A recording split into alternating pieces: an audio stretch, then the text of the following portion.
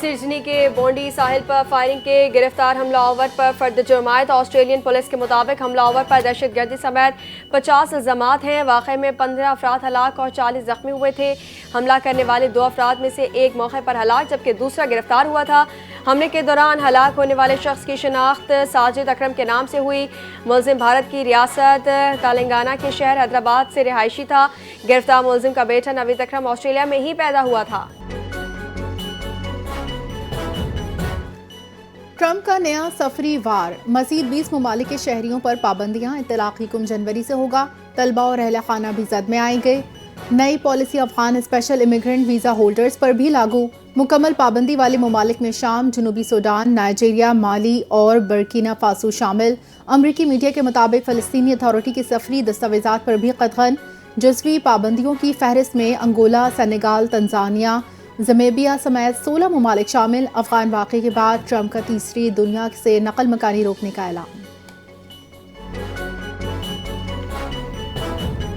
کشمیر بھارت کا نہ کبھی تھا نہ ہوگا۔ اقوام متحدہ میں پاکستان کا 2 ٹوک موقف۔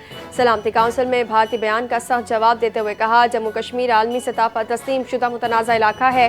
اقوام متحدہ میں پاکستانی کونسلر گل کیسر سروانی نے کہا کہ بھارت نے کئی بار پاکستان کے خلاف اشتعال انگیزی کا ارتکاب کیا۔ بھارت کا کردار ایک روگ ایکٹر کی عکاسی کرتا ہے۔ ٹی ٹی پی اور بی ایل اے کو بھارتی سرپرستی حاصل ہونے کے شواہد موجود ہیں۔ بھارتی حمایت یافتہ گروہوں کی دہشت گرد کارروائیوں پر عالمی توجہ کی اپیل۔ پاکستان کا سڈنی حملے میں متاثرہ خاندانوں سے اظہار ہمدردی۔ اقوام متحدہ میں پاکستانی مندوب عاصم ارتقا کی سڈنی واقعے کی شدید مذمت۔ مسئلہ فلسطین پر پاکستان کے اصولی موقف کا اعادہ کیا۔ پاکستانی مندوب کا کہنا ہے فلسطینی عوام دہائیوں سے ظلم و ستم کے شکار ہیں۔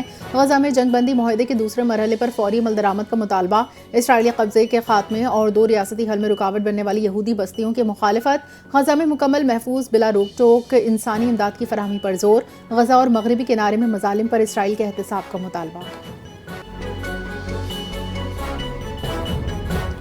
Justice Tariq Jahangiri degree case میں اہم پیش رفت سامنے آ گئی۔ جسٹس طارق جہانگیری کا ہائی کورٹ کی کارروائی وفاقی آئینی عدالت میں چیلنج کرنے کا فیصلہ۔ 3 سینئر وکلاء پر مشتمل قانونی ٹیم تشکیل دے دی گئی۔ اکرم شیخ اور بیرسٹر صلاح الدین ہائی کورٹ میں کیس کی پیروی کریں گے۔ عزیر بھنڈاری وفاقی آئینی عدالت میں جسٹس طارق جہانگیری کی نمائندگی کریں گے۔ اسلام آباد ہائی کورٹ کے آرڈر کے خلاف وفاقی آئینی عدالت میں اپیل دائر کی جائے گی۔ امریکہ میں اسرائیل کی حمایت میں کمی آئی ہے۔ امریکی کانگریس میں یہود مخالف لابیاں سرگرم ہیں۔ امریکی صدر ٹرمپ نے کہا امریکی قوم دہشت گردی کے خلاف متحد ہے۔ سڈنی حملے کی مذمت اور زخمیوں کی جلد صحتیابی کی دعا گو ہوں۔ امریکی صدر نے دعویٰ کیا کہ مشرق وسطیٰ میں امن قائم اور ایران کا ایٹمی پروگرام تباہ کر دیا۔ 59 ممالک غزہ میں بین الاقوامی استحکام فورس میں شمولیت کے خواہاں ہیں۔ صدر مملکت آصف علی زرداری نے وزیر اعظم کے مشورے پر اہم قانون سازی کی منظوری دے دی۔ صدر مملکت نے قانون شہادت ترمیمی بل 2025 کی توثیق کر دی۔ King Hamad University of Nursing and Associated Medical Sciences Bill 2025 منظور۔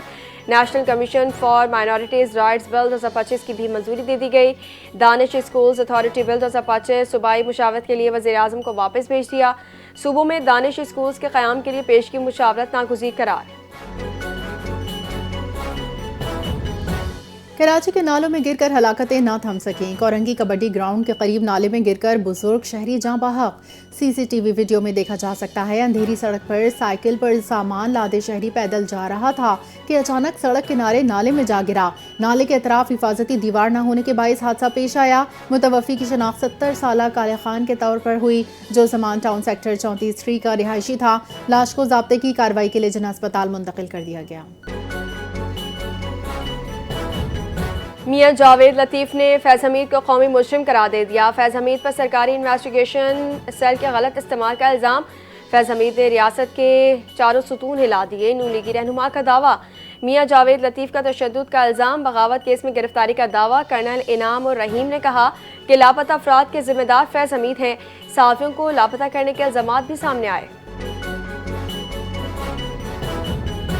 کراچی کے علاقے نیو کراچی بلال کالونی کے ہوٹل پر ایم کیو ایم کے جوائنٹ یو سی انچارج کو فائرنگ کر کے قتل کر دیا۔ پولیس کے مطابق مقتول کی شناخت 40 سالہ حاجی شہزاد کے نام سے ہوئی۔ ابتدائی تحقیقات میں واقع ٹارگیٹڈ معلوم ہوتا ہے۔ جائے وقوع سے 9 mm پستول کے 4 خول برآمد۔ ترجمان ایم کیو ایم کے مطابق حاجی شہزاد یوسی 8 کے جوائنٹ انچارج تھے. ایم کیو ایم کا ملزمان کی فوری گرفتاری کے لیے اعلی حکام سے مطالبہ. پنجاب کی سبزی منڈیوں میں modern fruit and vegetable markets متعارف. واٹر فلٹریشن پلانٹس بحال. خریداروں اور آڑھتیوں کے لیے صاف پانی دستیاب. نئے سٹاف اور ویسٹ کلیکشن سسٹم کے ساتھ مارکیٹس کو جدید بنایا گیا. 188 ماڈرن سبزی منڈیوں میں صاف ستھرے ٹوائلٹ اور ہیلپ ڈیسک قائم. 2,66,000 سے زائد اسٹریٹ لائٹس فعال. ریڈ بورڈز بھی آویزاں کیے گئے. گرین ویسٹ بایو گیس اور پولٹری فیڈ بنانے کے لیے استعمال. ڈرینیج سسٹم اور مین ہول کے ڈھکن لگا دیے گئے. آزاد کشمیر کے صحافیوں کے وفد کی وزیر اطلاعات پنجاب عظمہ بخاری سے ملاقات. وفد کو وزیر اعلیٰ مریم نواز کے فلاحی اور ترقیاتی انیشیٹوز پر تفصیلی بریفنگ. عظمہ بخاری نے کہا کشمیر اور پاکستان ایک جان ہے. مقبوضہ کشمیر کی قربانیاں رائگاں نہیں جائیں گی. پنجاب حکومت کشمیری صحافیوں کو ہر ممکن سہولیات فراہم کرے گی. وزیر اعلیٰ مریم نواز کی قیادت میں پنجاب عالمی سطح پر نمایاں مقام حاصل کر رہا ہے. وزیر اطلاعات پنجاب نے کہا سیاست میں کارکردگی اور سچائی کی بنیاد پر مقابلہ ہونا چاہیے. گالی گلوچ نہیں، سچ اور کارکردگی ہی کامیابی کا واحد راستہ ہے. رینجرز اور ایس آئی یو کی کارروائی. بھتہ مافیا کے 5 زخمیوں سمیت 7 ملزمان گرفتار. ملزمان جبیل چھانگا اور سماد کاٹھیاواڑی گروپ سے تعلق رکھتے ہیں. کارروائی کے دوران اسلحہ اور ایمونیشن برآمد کیا گیا. ملزمان فیکٹری مالکان، دکانداروں اور ریسٹورنٹس کو بھتہ دینے پر مجبور کرتے تھے. ناظم آباد کی Jeddah barbecue fast food shop پر اکتوبر 2025 میں فائرنگ کی واردات میں بھی گرفتار ملزمان ملوث ہیں. بھتے سے حاصل شدہ رقم غیر قانونی طریقے سے بیرون ملک بھیجی جاتی تھی. مزید تفتیش جاری ہے. ایمنسٹی انٹرنیشنل انڈیا کا عوامی عہدیدار کی جانب سے خاتون کا حجاب زبردستی ہٹانے کی شدید مذمت. نقاب اتارنا عورت کی عزت، شناخت اور ذاتی آزادی پر سنگین حملہ قرار. واقعے کی ویڈیو سوشل میڈیا پر وائرل ہونے کے بعد شدید عوامی رد عمل. انسانی حقوق کارکنوں کا شفاف قانونی کارروائی کا مطالبہ. کانگریس کی شدید مذمت. وزیر اعلیٰ کے خلاف ہراسمنٹ کیس درج کرنے کا مطالبہ. اسرائیل نے کینیڈین اراکین پارلیمنٹ کے وفد کو مغربی کنارے میں داخلے سے روک دیا. 6 اراکین پارلیمنٹ سمیت 30 رکنی کینیڈین وفد کو ایل این بی کراسنگ پر روکا گیا. وفد سے عوامی سلامتی کے لیے خطرہ ہونے کی دستاویز پر دستخط کا مطالبہ. کینیڈین وفد نے اسرائیلی مطالبہ ماننے سے انکار کر دیا. کینیڈین حکام نے اسرائیلی اقدام کو تشویشناک اور مایوس کن قرار دیا. وفد میں پاکستانی نژاد کینیڈین اراکین پارلیمنٹ بھی شامل تھے. ملک بھر میں موسم سرد. محکمہ موسمیات کی مزید سردی بڑھنے کی پیش گوئی. سندھ، بلوچستان، پنجاب، خیبر پختونخوا بیشتر اضلاع میں موسم سرد اور خشک رہے گا. گلگت بلتستان میں سردی کی شدت میں اضافہ. شدید دھند کے باعث مختلف موٹر ویز اور قومی شاہراہوں پر حد دینے کا انتہائی کم. موٹر وے پولیس نے حفاظتی اقدامات کے تحت متعدد سڑکیں بند کر دیں.